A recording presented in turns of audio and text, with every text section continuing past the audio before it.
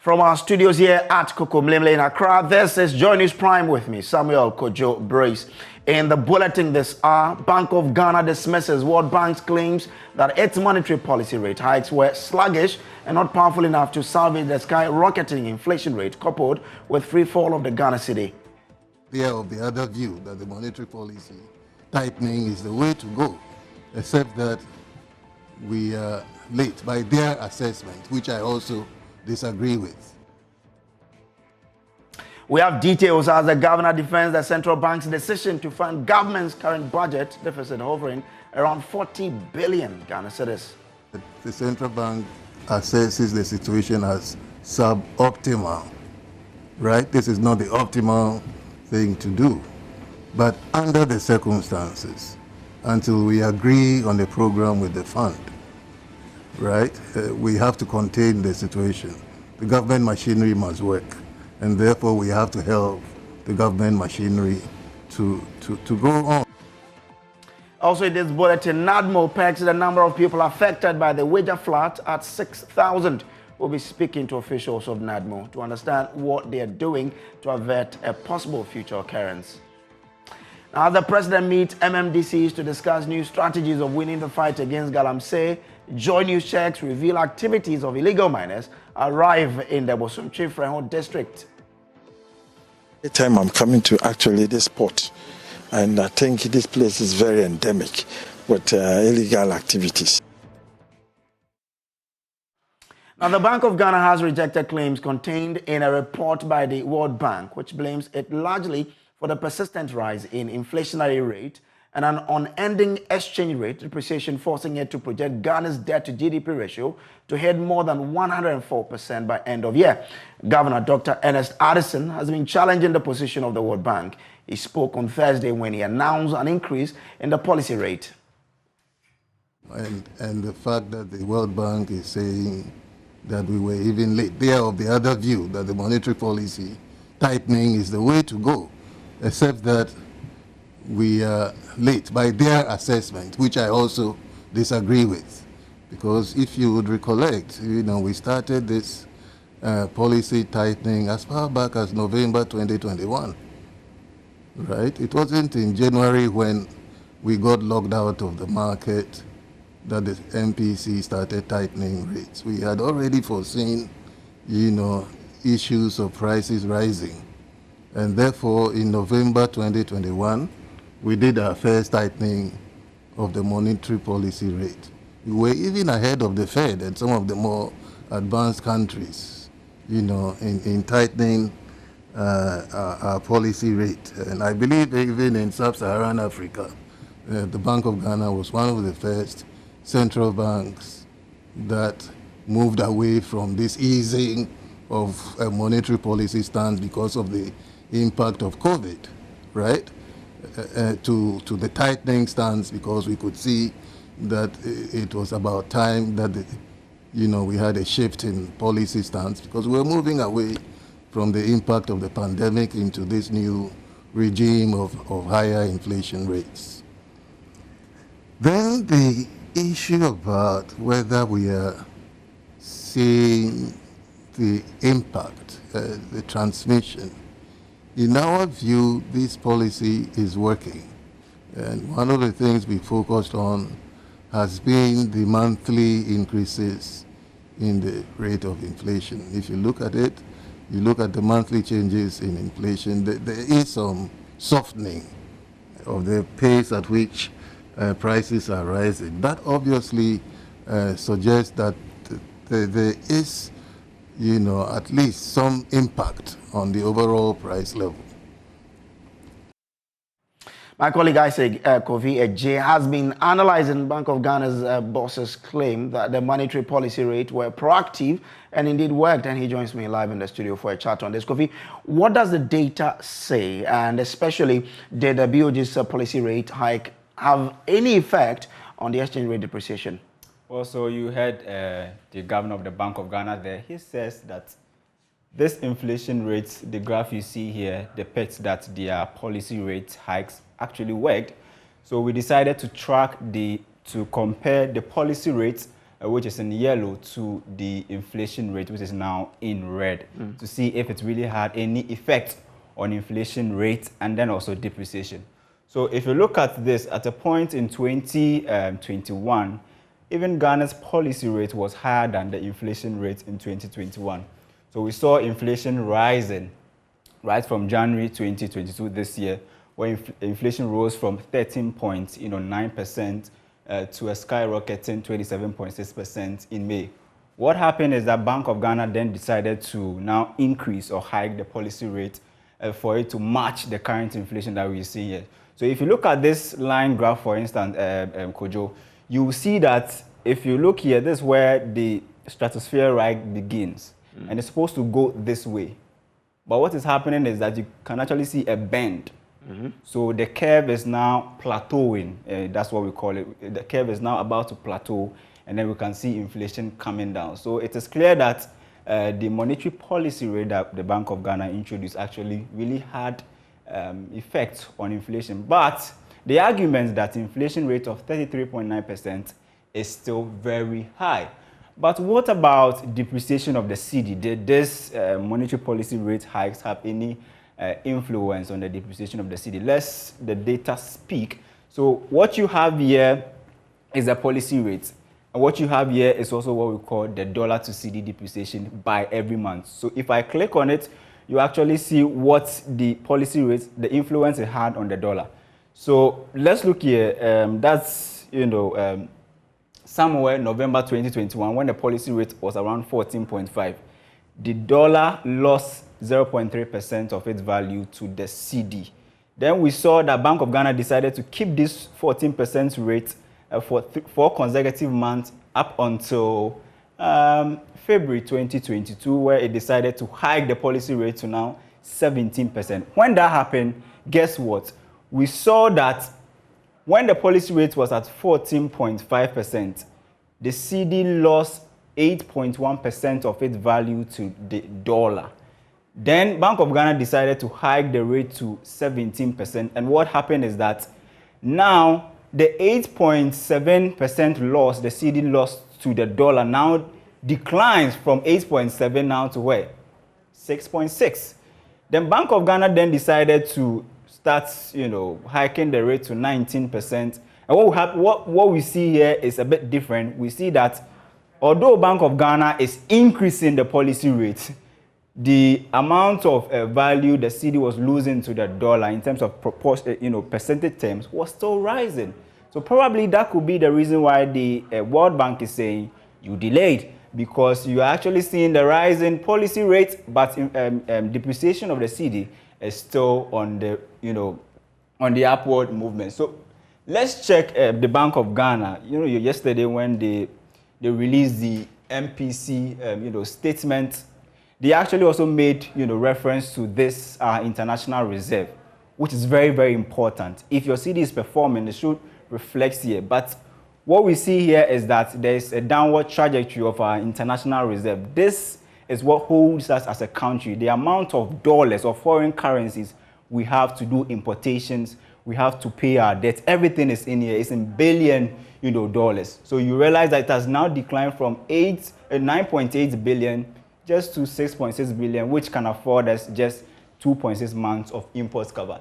The Bank of Ghana also yesterday outlined the measures they took to salvage the cedi depreciation issue. So the first thing they did was that they actually landed the $750 million AFRI Exim Bank loan, and then also there's also the 1.13 billion, not million, billion US dollar cocoa syndicated loan, and also there is 839 million that they were able to raise from halting the repatriation of foreign currencies from the country. So Brace, there you have it.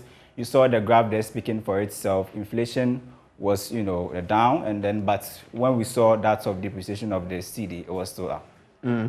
Now, the central bank has also defended its decision to lend to the government at a time when inflation is going over the roof.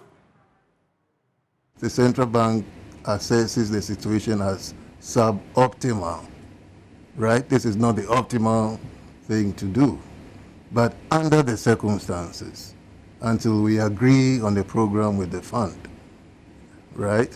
We have to contain the situation. The government machinery must work, and therefore we have to help the government machinery to go on whilst we address the larger macroeconomic imbalances, depending on the policies that are agreed and under the fund program. So yes, I mean, almost all the four questions are interlinked somewhat. Impact of monetary policy rate and inflation. Remember, inflation is both a demand and a supply side problem. On the demand side, tightening of monetary policy is meant to tighten credit conditions, is meant to curtail demand conditions, and I think that that's the best that the central bank can contribute to the disinflation process. But the supply side issues also have to be addressed. Issues of production, issues of investments that would enhance the economic capacity for the economy to grow. All of that also helps to bring inflation down. Now, moving on to other stories. The National Disaster Management Organization says 6,000 people were affected by the flood that forced many residents of Waja and its adjoining communities out of their homes. More on this here in this bulletin. Stay with us. So let's take you to the VIP lounge of the Kotoka International Airport, where the AFTA Secretariat is having a discussion now on guided trade. General Secretary of AFTA, Wamkele Mene, is addressing. It is, of course, an important day because His Excellency was requested by his counterparts, the Assembly of Heads of States and Government, in 2017 to be the champion of the AFCFTA. And so today, Your Excellency, we benefit from the fruits of your labor over the last few years that you have been the champion of the AFCFTA. When the agreement was signed in Kigali, Rwanda, I was there, of course, and I'm reminded of the words of President Kagame. He said that many are celebrating with us. They celebrate in part because they don't think that as Africans we can do it. But today, we are demonstrating that indeed we can do it. We are at this site because this site is owned and operated by an African entrepreneur. We know the challenges that relate to logistics in Africa, connectivity. And he approached us and said, we want to work with you. We want to support your initiative as an African logistics company. And so that is why we ended at this site with McDan Aviation. This phase that we're in, this pilot phase of connecting and linking the liberalization of goods with the movement of these goods, the same goods, is critical from a logistics point of view. And so we will invite other logistics companies around the African continent to join this initiative. But I want to congratulate and thank the CEO of McDan Aviation, Mr. Daniel McCauley, for having the vision to step up and to say, what is it that I can do as an African company to advance the objectives of the AFCFTA? I had the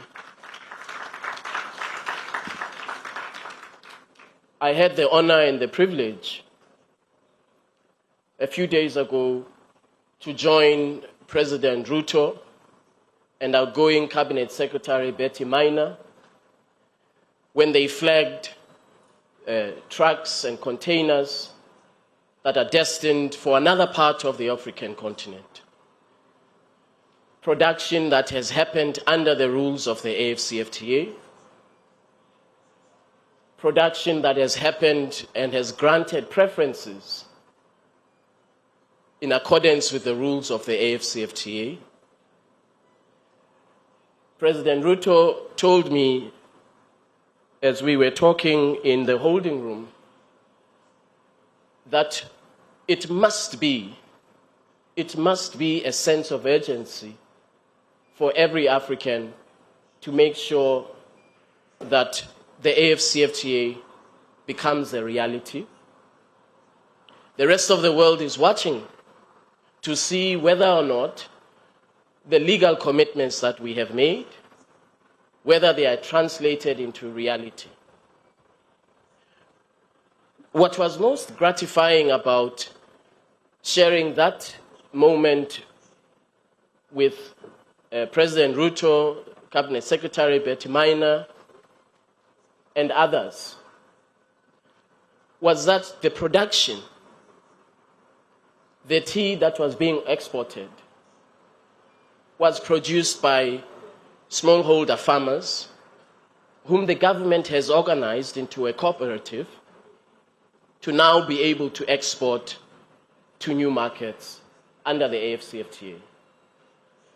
As you know, and if you followed the campaign in Kenya, the president of Kenya emphasized on inclusivity, not just in the economy of Kenya, but in general, in Africa's inclusivity. He emphasized the need for what he calls the hustlers, the small, medium enterprises, the young entrepreneurs.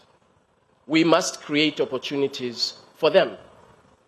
And so it is particularly gratifying that the very first consignment under the AFCFTA to be exported has been produced by small, medium enterprises, has been produced by smallholder farmers who are now making a contribution, a concrete contribution to implementation of the AFCFTA. I also, the following day, had the privilege to join Her Excellency, the Prime Minister of Uganda, when Uganda was exporting their goods from Uganda to Zambia, once again under the rules of the African Continental Free Trade Area. I had the honor to meet with His Excellency President Museveni last night. He told me that this is something that the founding mothers and fathers of the Organization of African Unity, as Ambassador High Commissioner Barine reminded us. This is the moment that the founding mothers and fathers from May 1963 have been longing for. And so it is not just the fact that we are marking over 100 goods that are being commercially traded across the African continent, which is important.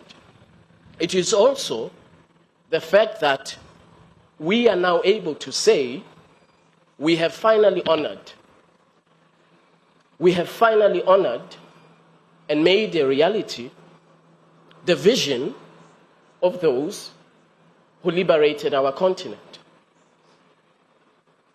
It is a matter of great gratitude, therefore, that as Africans today, we can say not only do we have a legal document, which is important, that we are connecting East Africa to West Africa, North Africa to Southern Africa, and that trade will be the driver of inclusivity, creating opportunities for young Africans so that young Africans stop dying deep and being buried deep in the oceans of the Mediterranean as they seek a better life abroad.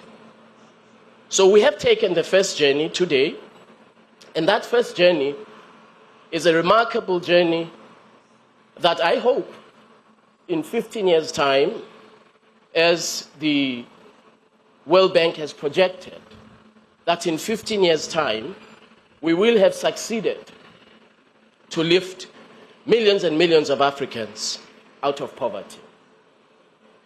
Of course, it is not going to be easy. Of course, there will be disagreement. Of course, there will be disillusionment. Of course, there will be economic setbacks. All of those things will happen. But our resolve must not be tested by the difficulties ahead. Our resolve must be tested by our commitment to uplift millions and millions of Africans out of poverty and to make sure that trade is an instrument of inclusivity, an instrument for Africa's prosperity. We may disagree how we get to that journey, but I believe that all of us share their objective. Let me conclude by saying that today we are marking 96 products that are traded by 7 countries. Next year, we perhaps will have a chance to double or triple that number. But never underestimate, don't underestimate the determination that we have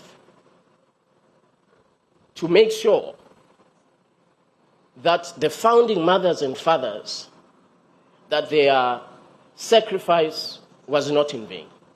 So it is more than just a legal text. It is more than just ratification. It is Africa's economic development that is at stake.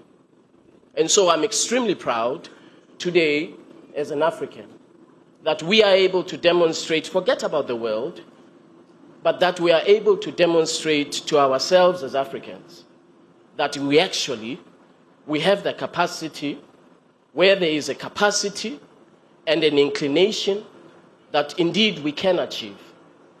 I want to thank all of the honorable ministers for their commitment.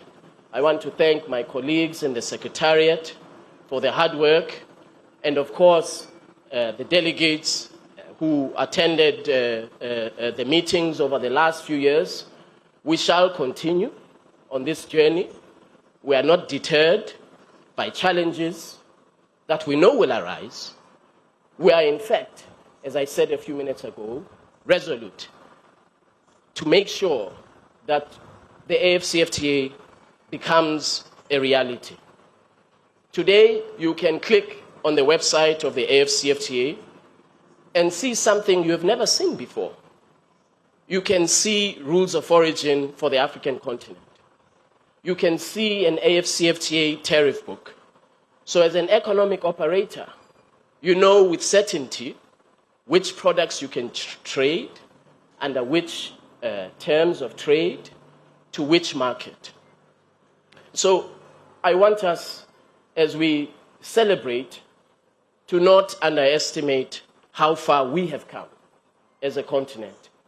In the last 5 years, under the leadership of His Excellency President Issoufou, I want to once again request all of you to please rise and give the President a round of applause for all of the hard work and the sacrifice. Thank you very much. So that's Wamkele Mene, who is the General Secretary of AFTA. More on this later on this channel. Now, to other stories. The National Disaster Management Organization says 6,000 people were affected by the flood that forced many residents of Weja and its adjoining communities out of their homes. 4 days after the flood, NADMO is yet to start the distribution of relief items, as residents are also without electricity supply. Maxwell Agbagba was in some of the affected communities and report on how the body of a 55-year-old man, Kwashi Adi, was discovered in the receding flood water at Tetego. This is the residence of the 55-year-old man who died, unfortunately, in this flood. He's the first known person to have died in this flood. In fact, we've been speaking to our sources at the National Disaster Management Organization. They tell us that they've not had any report about someone dying in the flood.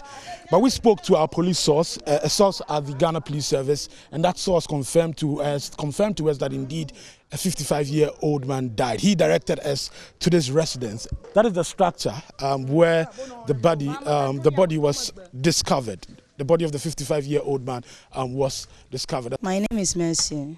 Come again. Mercy. Mercy, what's your last name? Mercy Chipoko. Okay.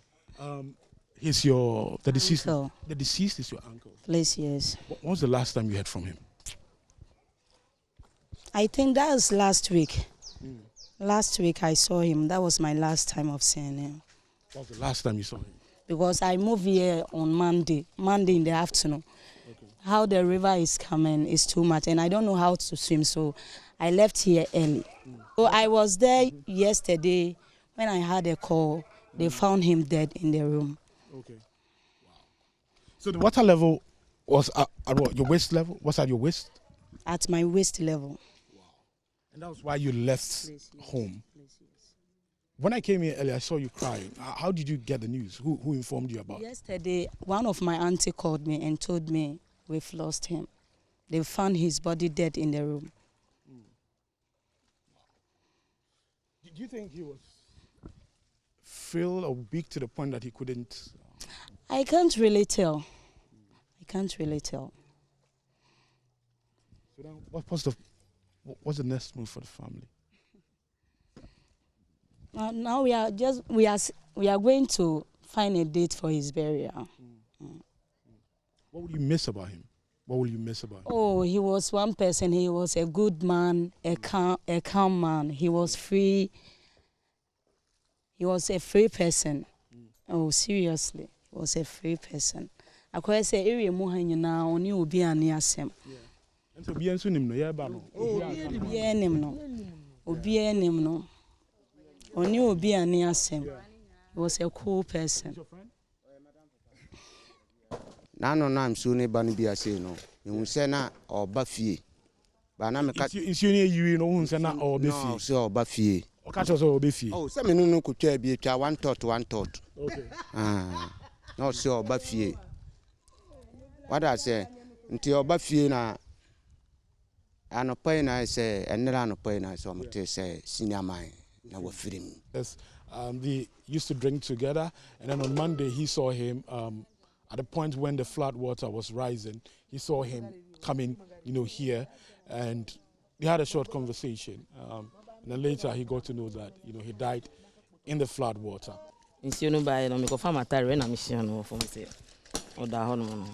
Okay, into that ukofa watadi o edan no ho no. I'm so da. Na mako frame me no say. Okay. On be hwe say e bra no da ho. Monday, me ni na na da ho. On sana e ko market. Me so la machi ko market. Okay. Now that more is telling us that it has already started giving relief items to affected victims, but is there anything the organization can do to possibly avert a future occurrence of this devastating flood? Joining us for a discussion on this is the director in charge of the Inspectorate Division at NADMO, Richard Amo-Yate. Chief, thank you so much for agreeing to join us there. We understand you are yet to begin the distribution of relief items, but you also made us understand that you have already done so. So which communities have your distribution reached?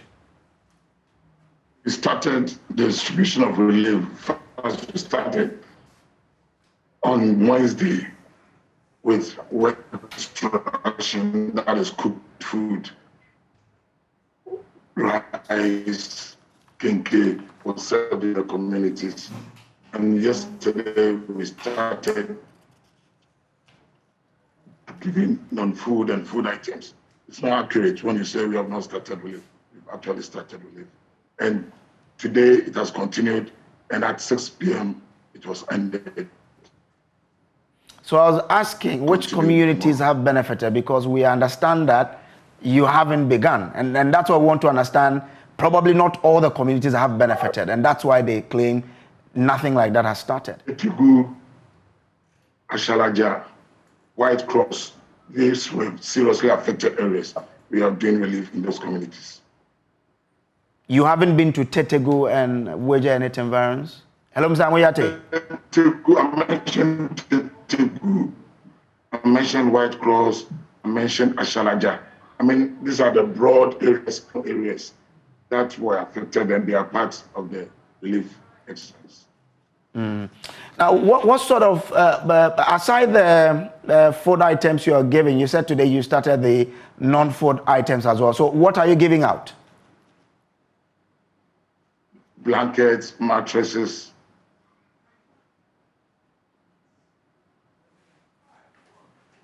I think his line is quite a difficult one there, but Joy News checks reveal activities of illegal miners arrive in the Bosome Freho district, especially in the Bosomchi Range Reserve. President Akufo-Addo on Wednesday announced the government's interest to investigate the district chief executive, Yao Danso, over his alleged involvement in illegal mining.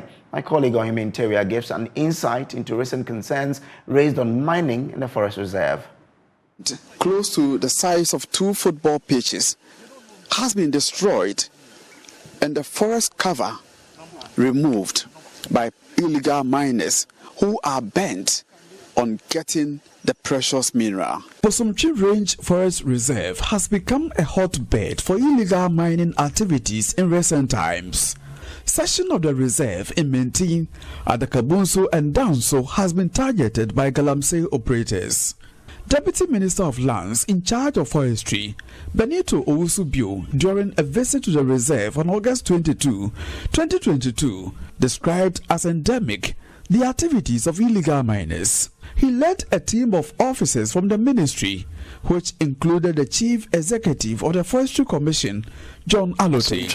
Range Forest Reserve in the Bosome Freho district of Ashanti region, to be precise. This is the 3rd time I'm coming to actually this spot, and I think this place is very endemic with illegal activities. The visit followed an intervention from the military task force to flush out illegal miners who had destroyed several hectares of the forest. Mr. Owusu-Bio was unhappy there had been little support from the district security committee in the area, headed by Yao Danso, to the illegal mining fight.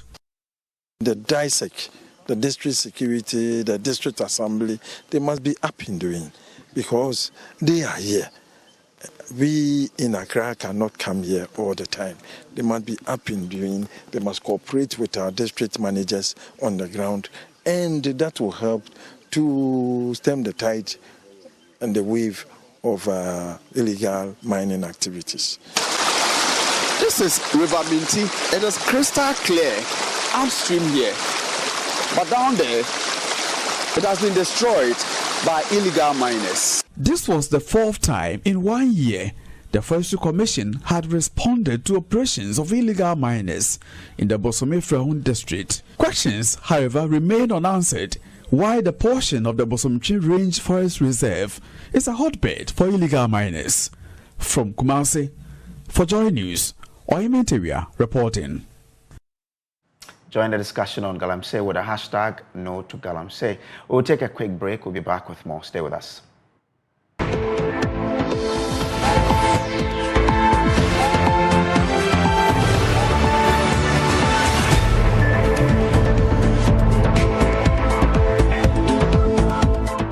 Now, Rector of the Ghana Institute of Management and Public Administration, JIMPA, Professor Samuel Kweku Bonsu, has taken a swipe at the Auditor General's report, saying the report facilitates sensationalism. According to him, the report focuses on unaccredited university programs and not the inefficiencies at the Ghana Tertiary Education Commission, but puts the university in a bad light. Professor Bonsu believes the report must be holistic in the near future. He was speaking in an exclusive interview with my colleague, Blessed Soga. Sometimes the auditors report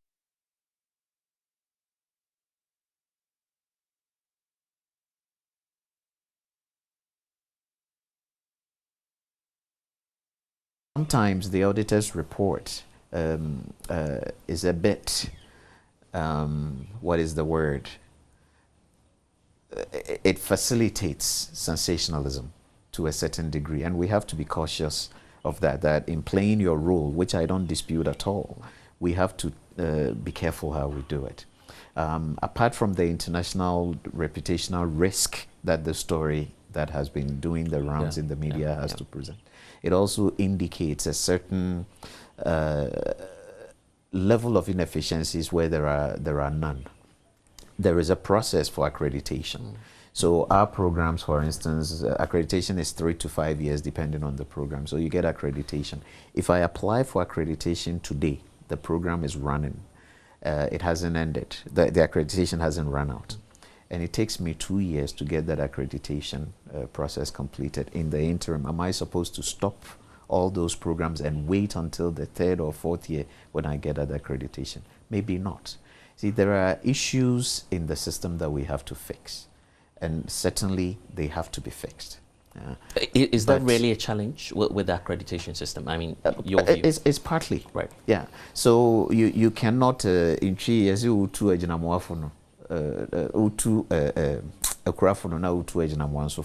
right? There are issues with both sides of the but the way it is handled is what I'm talking. Now, the United States government has projected that Ghana could potentially become the hub of nuclear energy on the African continent and lead other African countries to become energy independent. The Biden administration has thus pledged to continue to work closely with African countries to identify solutions and ways for the continent to significantly benefit from clean energy technologies. This was made known by United States Deputy Secretary of Energy David Tuck at a seminar held on Friday at the University of Ghana campus. Latif Idris has more in the following report. As many developing economies struggle to meet their energy needs, the Deputy Secretary explained how the United States intends to work closely with African countries to identify solutions in that regard.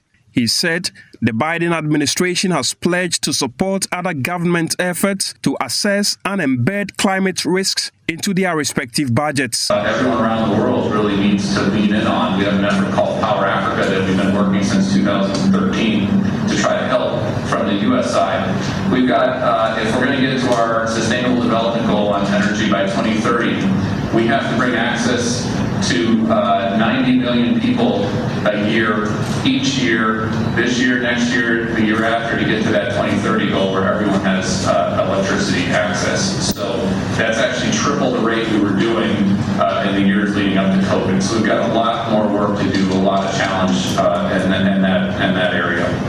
Deputy Secretary Tech also revealed opportunities available to the African continent in the area of clean energy, an area where the continent has paid negligible attention to.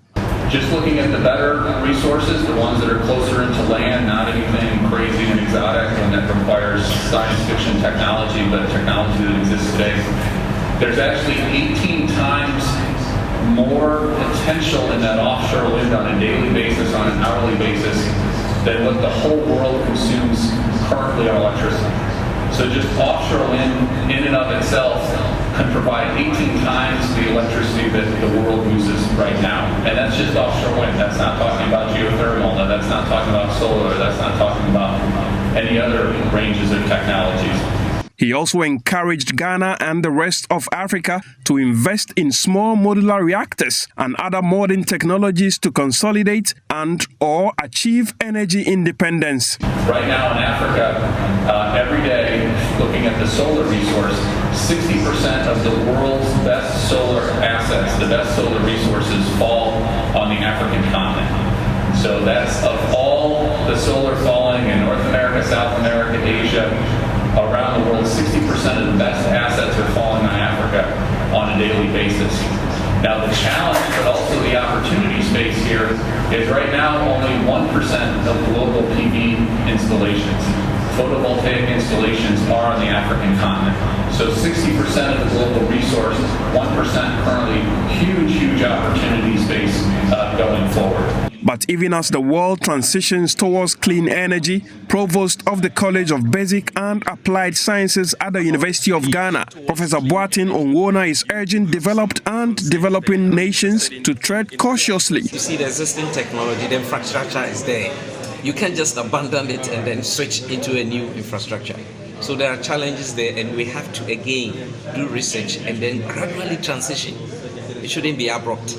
It has to be. After all, we are destroying the environment. 3%, from Africa, only 3% of the global pollution.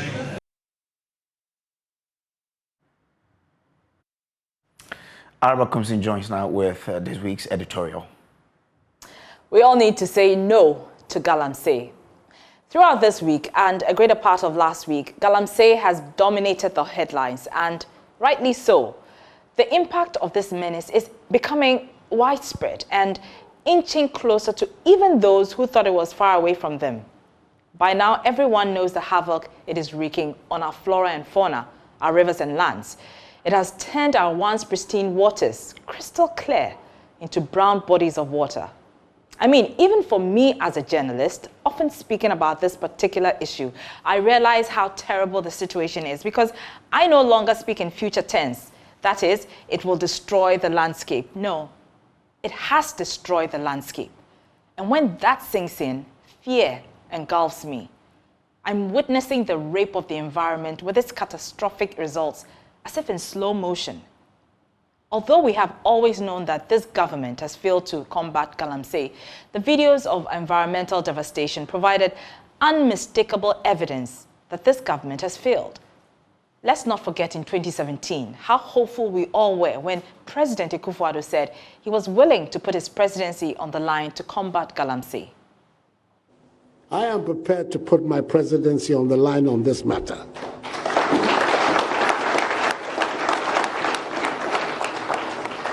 I've heard it being said that I should be careful. Many of these people voted for me, and if I continue this exercise, perhaps they will not vote for me again. If by the grace of God I'm in a position, my party allows me to go again, and I have the health and everything to go again, that I'll not get it again. And I'll say to myself, well, this is a choice that all of us have to make as human beings.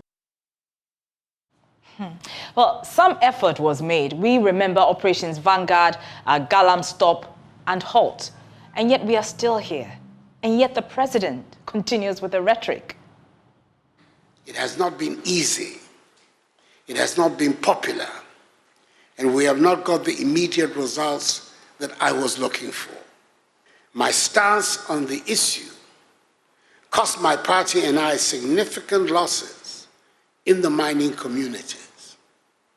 It turned out that my statement that I was putting my presidency on the line in the fight against Galamsey was neither bombast nor recklessness.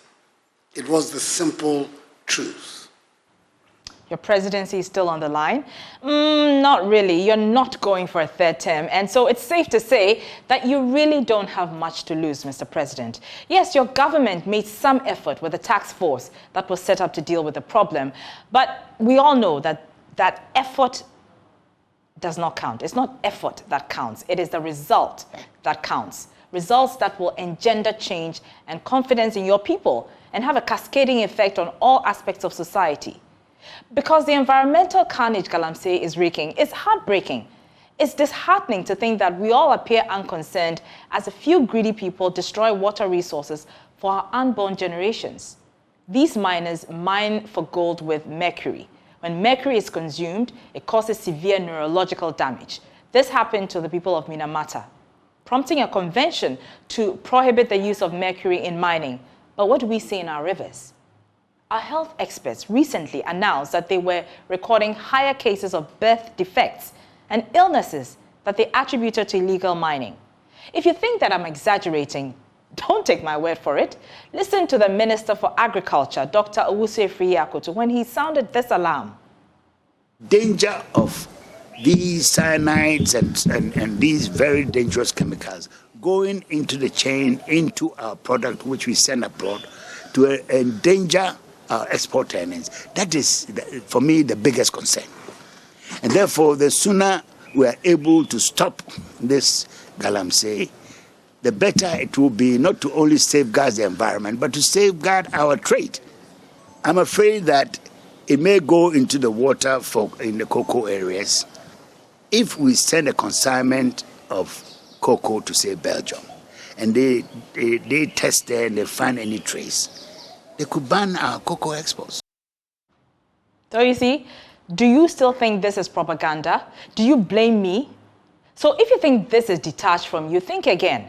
The next time that you are eating fish, it could be from a polluted water source.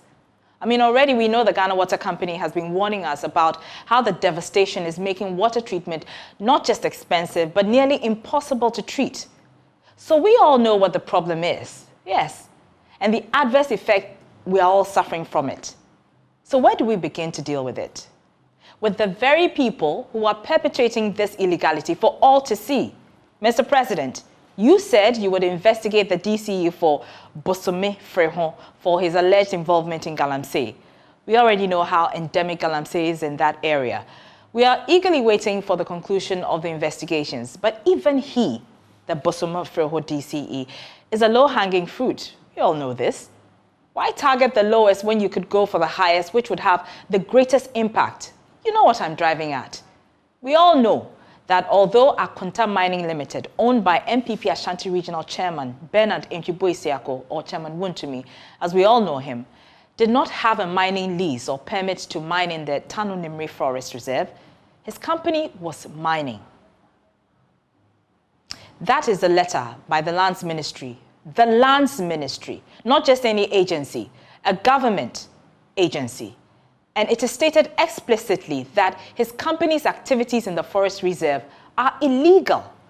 So question, if someone is deemed illegal or the activities are deemed illegal per the law, what is the consequential action that ought to follow?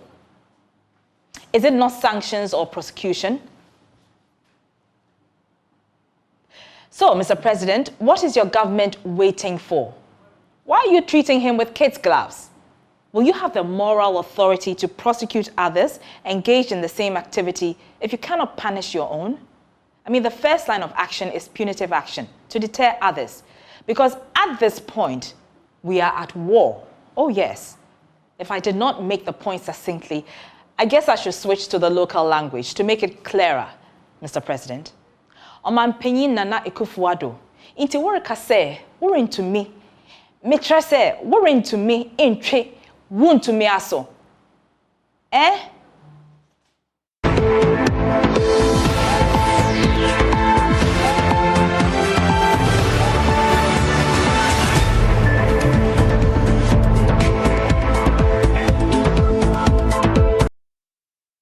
Now, 117 schools are expected on KNUSA campus within the 2 days ahead of the preliminary stage of the competition. Interestingly, San Dama Senior High School in the Upper East region defied transportation challenges to make it to the competition. Love FM's Emmanuel Bright Kweku have been interacting with some of the schools, and I report.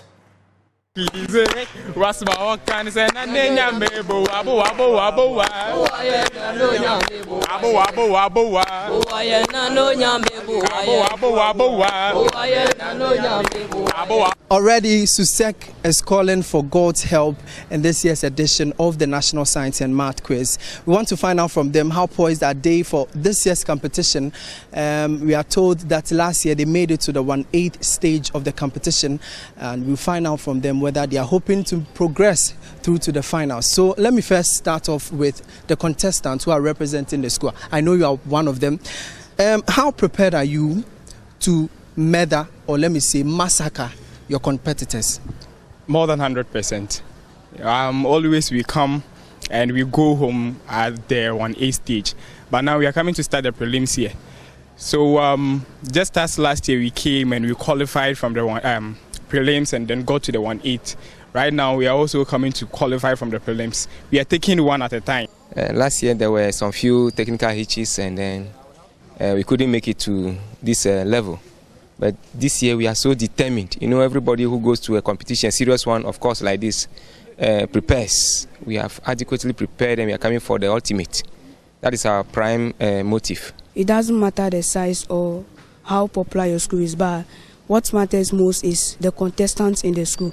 And with our hope and all our efforts, we are here for the best. So we have San Dama Senior High School, who are all the way from the Upper East region here also with us. They just arrived and we want to interact with them.